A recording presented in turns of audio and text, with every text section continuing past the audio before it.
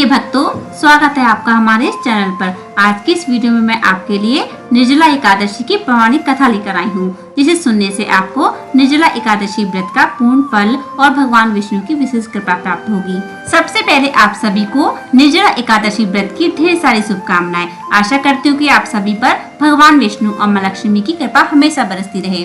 शास्त्रों के अनुसार निर्जला एकादशी को सबसे बड़ी एकादशी माना जाता है, क्योंकि केवल निर्जला एकादशी का व्रत करने मात्र से आपको पूरे साल भर की एकादशी का फल प्राप्त होता है। पूरी श्रद्धा और भक्ति भाव से इस व्रत को करने और इसकी कथा सुनने से व्यक्ति के सभी पाप नष्ट हो जाते हैं और उसे मोक्ष की प्राप्ति होती है। ज्येष्ठ मास के शुक्ल पक्ष की एकादशी को निर्जला एकादशी के नाम से जाना जाता है। अन्य महीनों की एकादशियों को फलाहार किया जाता है, लेकिन इस एकादशी का नाम ही निर्जला एकादशी है। तो ये बात तो साफ है कि इसमें फल तो क्या, व्रत करने वाले जल भी ग्रहण नहीं करते।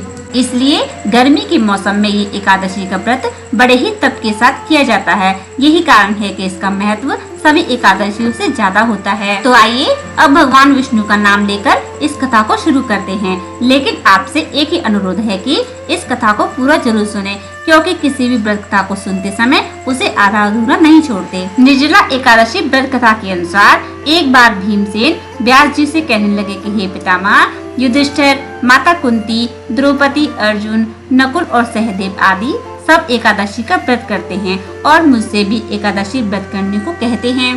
परंतु महाराज, मैं उनसे कहता हूँ कि मैं भगवान की भक्ति, पूजा, आराधना तो कर सकता हूँ, इसके साथ ही दान पुण्य भी कर सकता हूँ, लेकिन भोजन के बिना नहीं रह सकता। इस पर व्यास जी कहने लगे कि हे भीमसेन, यदि तुम नरक को बुरा और स्वर्ग को अच्छा समझते हो तो हर महीने में पड़ने वाली दोनों एकादशियों को अन्न मत खाया करो। इस पर भीमसेन कहने लगे कि हे पितामह, मैं तो पहले ही कह चुका हूँ कि मैं भूख सहन नहीं कर सकता। यदि वर्ष भर में कोई एक ही व्रत हो तो उसे मैं रख सकता हूँ, क्योंकि मेरे पेट में वक्र नाम वाली अग्नि हमेशा जलती रहती है। इसलिए मैं भोजन के बिना नहीं रह सकता, क्योंकि भोजन करने से ही वह शांत रहती है। इसलिए पूरा उपवास तो क्या, मैं एक समय भी बिना भोजन किए नहीं रह सकता। अतः आप मुझे कोई ऐसा व्रत बतलाइए जो केवल वर्ष में एक ही बार रहना पड़े और मुझे मोक्ष की प्राप्ति भी हो जाए। तब व्यास जी बोले, सुनो पुत्र, बड़े बड़े ऋषि मुनियों ने कुछ ऐसे शास्त्र बनाए हैं जिनमें बिना धन के थोड़े से परिश्रम से ही स्वर्ग की प्राप्ति हो सकती है। ठीक उसी तरह शास्त्रों में दोनों पक्षों की एकादशी का व्रत मुक्ति के लिए रखा जाता है। व्यास जी के ऐसे वचन सुनकर भीमसेन नरक में जाने की बात सुनकर भयभीत हो गए और व्यास जी से बोले, अब मैं क्या करूं?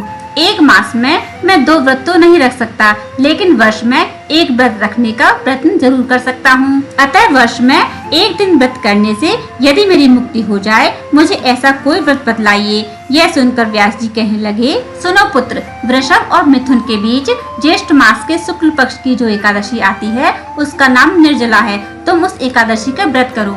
इस एकादशी के व्रत में स्नान और आचमन के सिवा जल पीना वर्जित है। आचमन में 6 मास से अधिक जल नहीं होना चाहिए, अन्यथा वो जल मद के बराबर हो जाता है। इस दिन भोजन नहीं किया जाता, क्योंकि भोजन करने से व्रत नष्ट हो जाता है। यदि एकादशी का व्रत करने वाला व्यक्ति एकादशी के सूर्योदय से लेकर द्वादशी के सूर्योदय तक जल ग्रहण न करे तो उसे सारी एकादशियों के व्रत का पुण्य फल प्राप्त हो जाता है। द्वादशी के दिन सूर्योदय से पहले उठकर स्नान आदि करके ब्राह्मणों को भोजन करा के दक्षिणा अवश्य देनी चाहिए। उसके बाद ही खुद भोजन करना चाहिए।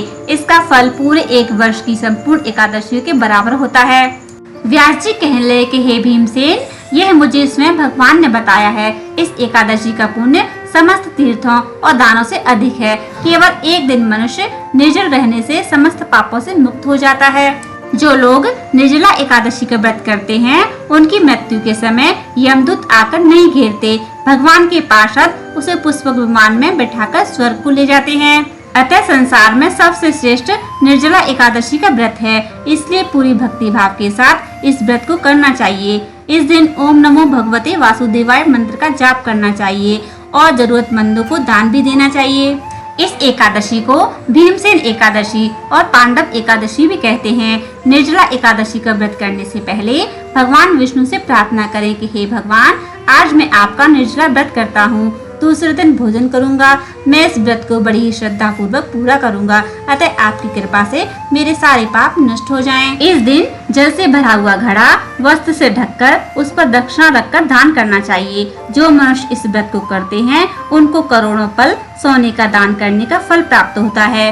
और जो लोग इस दिन यज्ञ हवन आदि करते हैं उसके फल का तो वर्णन भी नहीं किया जा सकता। इस एकादशी के व्रत से मनुष्य विष्णु लोक को प्राप्त होता है।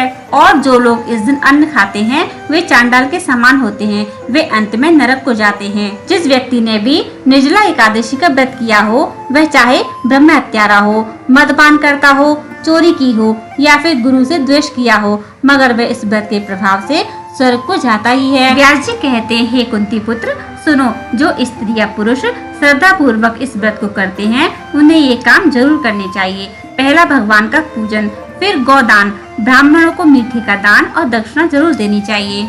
इस दिन जल से भरे कलश का दान भी जरूर करना चाहिए। निर्जला एकादशी के दिन अन्न, वस्त्र, जूते, पंखे आदि चीजों का दान अवश्य करना चाहिए। इस तरह व्यास जी के कहने पर भीम ने पूरी निष्ठा और श्रद्धा के साथ निर्जला एकादशी का व्रत किया। निर्जला एकादशी का व्रत करने और इसकी कथा सुनने मात्र से अपार धन संपत्ति और सुख सौभाग्य की प्राप्ति होती है। जो लोग भक्ति पूर्वक इस कथा को पढ़ते हैं या फिर सुनते हैं उन्हें निश्चय ही स्वर्ग की प्राप्ति होती है। तो ये थी निर्जला एकादशी व्रत की कथा। अगर ये कथा आपको अच्छी लगी हो तो वीडियो को लाइक और चैनल को सब्सक्राइब जरूर करें। मिलते हैं एक नई वीडियो में, तब तक के लिए राधे राधे।